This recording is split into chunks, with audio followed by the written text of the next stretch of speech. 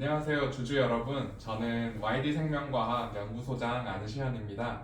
오늘 저희들 모인 이유는 저희가 특발성 폐섬유증 임상 후보물질 개발에도 성공했고 앞으로의 성공과 또 자축의 의미를 담아서 또 저희가 이번에 좋은 성과를 바탕으로 스톡 옵션을 받기도 했습니다. 그래서 저희들 현재 특발성 폐섬유증 신약의 개발 진행이 어떻게 되어 있는지를 주주 여러분들께 잘 공유해 드리고 싶어서 이런 자리를 마련했습니다.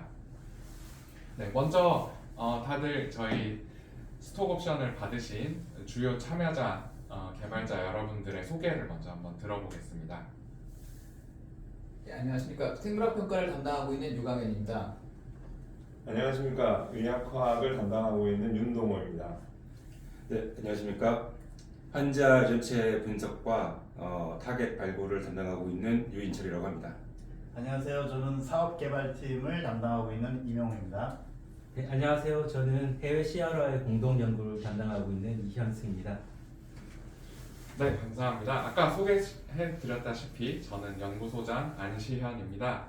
이제 본격적으로 이야기를 시작해 보려고 합니다. 우선 저희가 개발하고 있는 신약이 특발성 폐섬유증 신약인데요.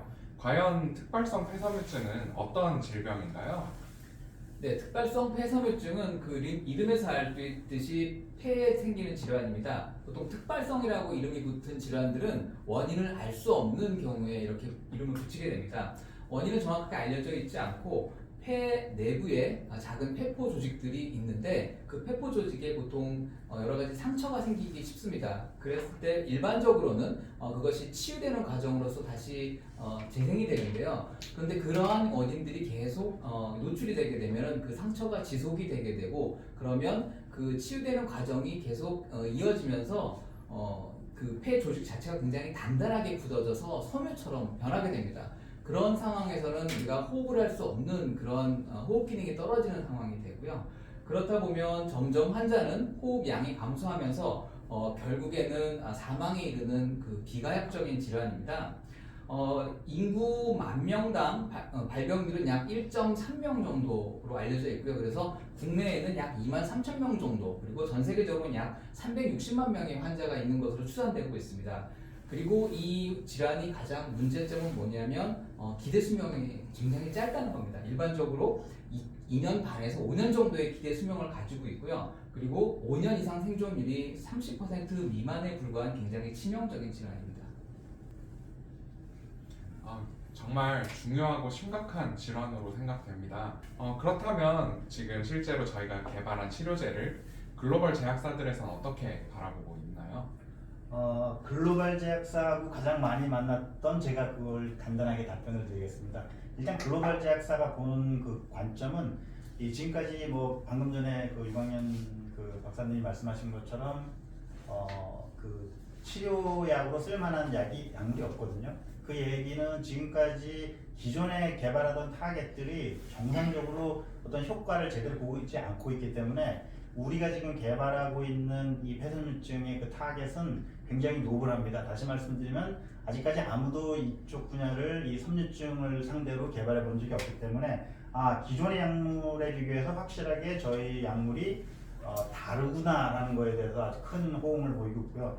그 결과로 저희가 뭐 인간 폐 조직이라든가 동물 실험에서도 아주 우수한 그 기존 현존하는 최고 약물인 뭐 닌테다닙보다도 좋은 약효를 보였으면서 동시에 안전도 하고 또 그 인간 폐 조직에 대해서도 다양한 바이오마커에서도 훌륭한 효과를 보이고 있는 이런 어떤 그 우리가 노블 타겟이 가지고 있는 그런 어떤 다름과 그 다른 것에서부터 어떤 효과나 안전성이 높이 평가되고 있어서 글로벌 제약사들이 굉장히 큰 관심을 보이고 있습니다. 말씀 감사합니다, 임영호 선생님. 저도 마찬가지로 개발자로서 이렇게 혁신적인 타겟을 가지고 약을 개발할 수 있었다는 거에 큰 자부심을 느끼고 있는데요. 저희가 이런 혁신 신약을 개발할 수 있었던 배경에는 사피엔스 바이오의 신약 개발 플랫폼이 있었다고 생각됩니다. 저희 신약 개발 플랫폼은 어떤 기술이고 어떻게 해서 저희가 그런 좋은 타겟을 발견할 수 있었나요? 네, 이 부분은 실제로 이 타겟 발굴 플랫폼을 개발한 제가 말씀드리는 게 가장 좋을 것 같습니다. 일단 저희가 개발한 이 사피엔시아라는 플랫폼은 그 어떤 질병이 있을 때 질병의 타겟을 발굴하는데 좀 많은 중점을 뒀습니다. 좀 더 구체적으로 좀 설명을 드리겠습니다. 보통 이제 저희가 어떤 질병에 대한 치료제를 개발하기 위해서 가장 중요한 것은 그 질병을 정말 잘 이해하는 겁니다.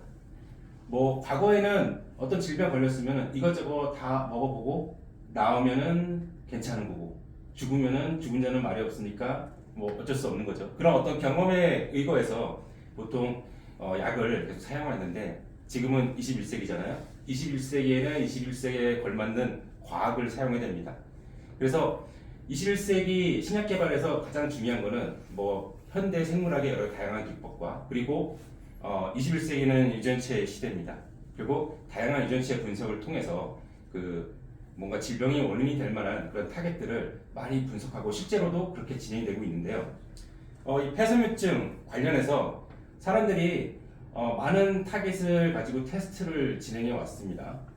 뭐 카이네이즈라든지 아니면은 뭐 리셉터라든지 다양한 것들을 가지고 있었는데 저희도 이 폐섬유증 치료제를 개발을 보려고 했을 때 어떠한 타겟을 선정을 할지 많은 고민을 했습니다.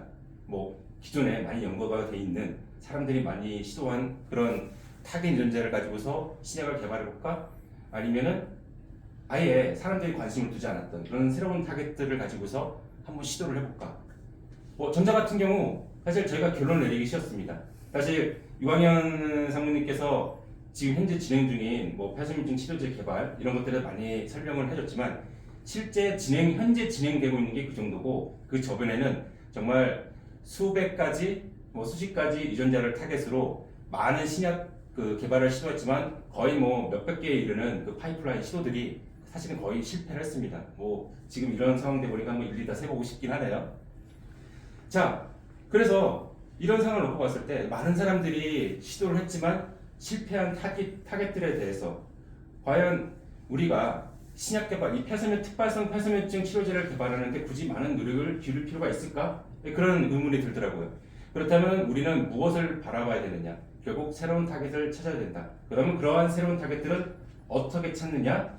결국 특발성 폐섬유증에 걸려있는 그 환자들의 유전체 데이터들을 확보를 해가지고 그 환자의 유전체 데이터를 중점적으로 파고들어서 어떠한 유전자들이 실제로 이제 특발성 폐섬유증의 원인이 되는지 파악한 다음에 거기서 실제로 역으로 검정을 했을 때 이 섬유증 진행에 관련이 있다고 명확하게 실험적으로 검증된 유전자들 거기에 초점을 맞춰야 되겠다고 생각을 했습니다. 그런 의미에서 저희는 그런 여러 개 아이디어를 가지고서 사피엔시아 플랫폼을 만들었고 실제로 환자 유전체 데이터를 중심으로 해서 ARPC2라는 유전자를 발굴했고 검증했고 약물 타겟으로 계속 연구를 해서 현재 그 후보물질 선정에 이르게 된 거죠. 결국 아까 임영호 상무님께서도 설명했지만 결국 글로벌 파마들이 가장 관심이 있는 것은 결국 우리가 개발하고 있는 이 타겟들이 이제껏 한 번도 이 질병 분야에서 건드리지 않은 정말 노블한 타겟이냐. 사실 그 부분을 가장 큰 비즈니스 포인트로 보고 있습니다. 그런 측면에서 봤을 때 저희의 타겟은 이 폐섬유증 치료제 개발에 있어서 상당히 큰 의미를 가지고 있다고 할 수 있습니다. 네, 감사합니다. 이인철 대표님께서 저희 이제 최신 기술들이 어떻게 타겟을 찾는 데 적용됐는지 잘 말씀해 주셨는데요. 정말 이런 좋은 치료 타겟을 찾는 것뿐만 아니라 여기에 적용할 수 있는 신규 화합물을 찾는 것도 사실 기술적으로는 굉장히 큰 도전일 것입니다. 저희는 어떻게 해서 그러한 화합물들을 만들 수 있었을까요? 네, 새로운 약물 개발을 위해서는 특허가 가능하고 또 약으로 이용 가능한 그런 새로운 물질을 확보하는 것이 회사적 차원에서 굉장히 중요합니다. 새로운 약물을 개발하기 위해서 우리는 사피엔시아 플랫폼을 이용을 했고요. 그래서 거기에 타겟에 알맞는 화합물을 개발하는 것을 시도를 했습니다. 약을 개발하기 위해서는 효능뿐만이 아니라 그게 우리 몸속에 들어가서 어떻게 움직이는지 하는 약동학 그리고 또 그게 독성을 나타내는지에 대한 약동학 그 독성에 대한 평가 이러한 엄격한 기준들이 있습니다. 이러한 기준들을 다 통과하는 약물들만이 이제 약으로서 나오게 되는데요. 저희는 약 개발을 위해서 유효물질, 선도물질, 후보물질 개발을 진행을 하면서 우리가 사피엔시아 플랫폼과 또 제가 또 경험했던 우리가 신약 개발 경험을 통해서 이러한 여러 가지 문제들을 해결했고 그래서 좀 신속하고 빠르게 후보물질을 확보할 수 있었습니다. 우리는 앞으로도 신속한 그 약물 개발을 위해서 이러한 사피엔시아 플랫폼을 좀 더 고도화시킬 계획에 있습니다. 네, 말씀 감사합니다, 윤동호 박사님. 정말 그렇게 만들어진 신규 화합물을 통해서 저희가 약효도 검증하고 안전성도 검증하고 하면서 데이터가 하나하나 나올 때마다 정말 저 스스로도 가슴 졸이고 다들 두근두근했던 경험이 많으실 거라고 생각합니다. 우리는 다 그렇게 경험을 했습니다. 그렇죠. 뭐 말씀은 안 하셨지만 그 하나의 지금 후보 물질을 선정하기 위해서 1000여 개가 되는 많은 화합물 구조를 그렸고 그 구조들에 대한 모든 실험을 통해서 그 실험의 데이터들을 확보하고 지금까지 온 것이기 때문에 네. 사실 그렇게 쉬운 일은 아닙니다. 네, 맞습니다. 맞습니다. 뭐 여담이긴 하지만 저희가 농담 삼아서 저기 윤동호 이사님을 인간 AI라고 정말 1000개의 씩이나 척척 그려내시는 게 정말 대단하다고 항상 생각했습니다.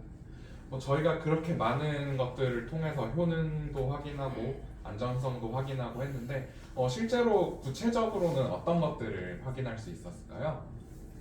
네, 저희가 그 내부적으로 사피엔시아 플랫폼을 통해서 이렇게 개발된 약물들이 내부적으로는 아주 우수한 약효를 가진다, 유효성을 가진다는 평가가 있었습니다. 하지만 이것들이 객관적으로 신뢰할 수 있는 데이터들을 그 기술 수출을 위해서 저희가 확보하기 위해서는 해외 유수한 그 CRO들의 그런 객관적인 공정한 평가가 필요합니다. 그래서 저희는 그 일본의 그런 섬유증 전문 특화된 CRO를 통해서 SMC라는 특화된 통해서 9차례 이상의 저희가 그 블레오마이신으로 유도된 폐섬유증 마우스 모델을 통해서 시험을 통했습니다.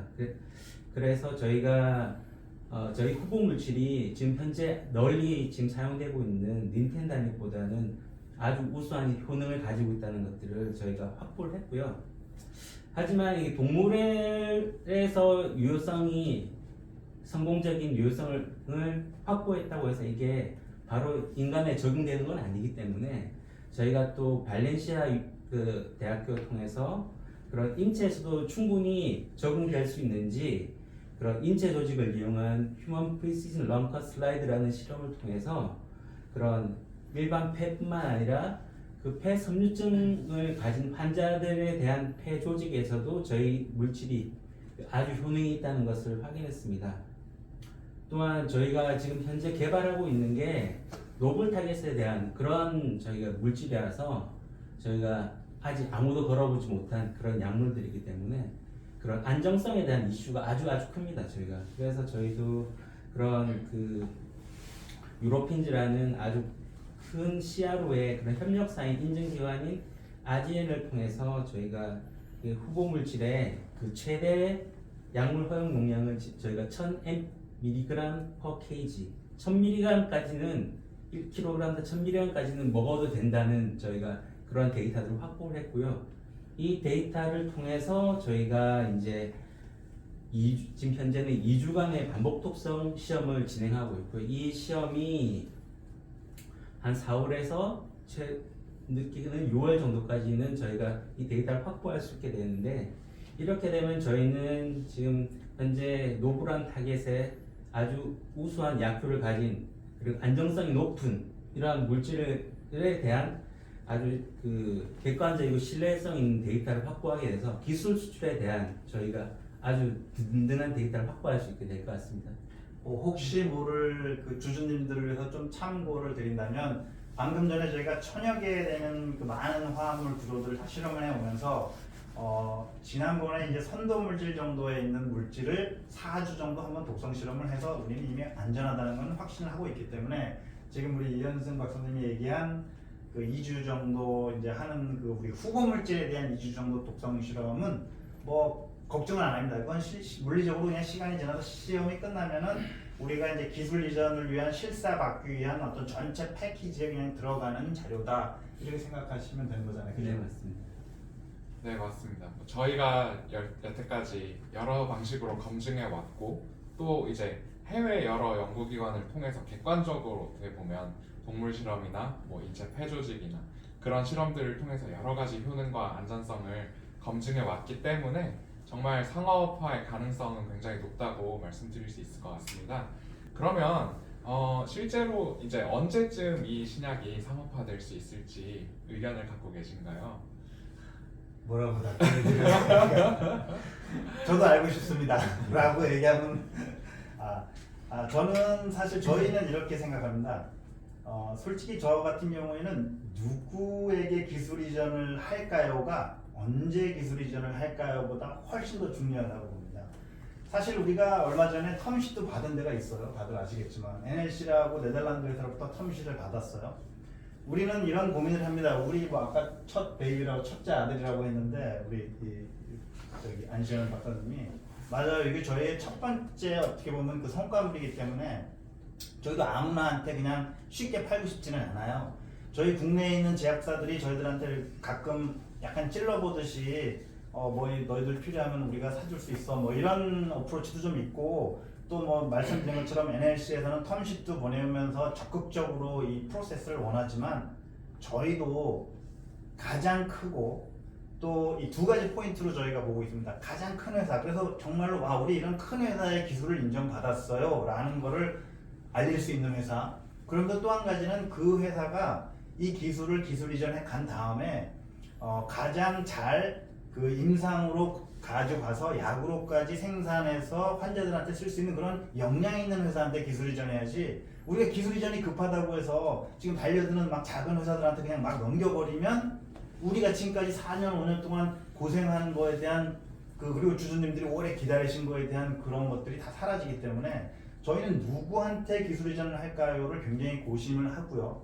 그래서 언제도 중요하지만 누구한테 할 것이냐를 고심을 하고 있고, 그러다 보니까 지금 뭐 그대로 제가 말씀을 드리면 뭐 현재 에브비라든가 암젠이라든가 로슈라든가 존슨앤존슨이라든가 화이자라든가 이런 회사들이 다 라인업이 되어 있어서 각각은 약간 다른 기술 이전 지금 프로세스를 하고 있어요. 어떤 회사들은 CDA 하자 해서 우리 존슨앤존슨하고 CDA 했습니다.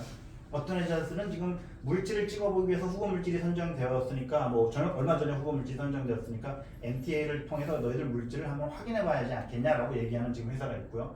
또 얼마 전에 뭐 다들 들으셨겠지만 전임상을 위해서 우리가 자금을 지원해 줄 테니까 우선권을 우리한테 줄 수 있겠느냐. 각각 약간씩은 다른 조건으로 지금 기술 이전 프로세스가 진행되고 있고, 그리고 또 전에 아시겠지만 베링거링겔라임이나 일라이릴리 같은 회사들도 굉장히 관심을 가지고 2년 전부터 계속 저희들하고 이 논의를 해왔는데, 그 회사들도 뭐 약간의 그 저희가 노블 타겟이잖아요. 그래서 노블 타겟에 대한 연구가 조금 더 추가된다면 우리도 기술 이전할 수 있어. 이런 지금 각각 다른 조건들을 가지고 논의를 하고 있기 때문에 누가 우리한테 정말 가장 좋은 조건을 제시할지가 우리한테 굉장히 중요하고요.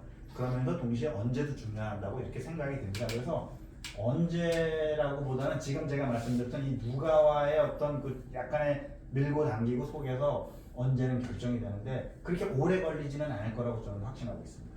결론은 누구한테 언제 기술 이전을 하느냐, 그게 가장 중요한 포인트겠네요. 네, 그렇죠. 맞습니다.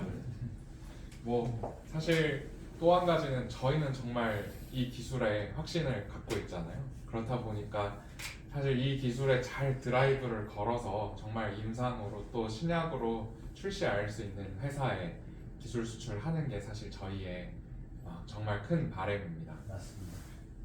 네, 다음으로 또 이제 저희가 이런 특발성 폐섬유증 신약을 개발하는데 참 많은 우여곡절도 있었고 가슴 졸이던 일도 많았지만 여태까지 이렇게 잘 개발해 왔는데요.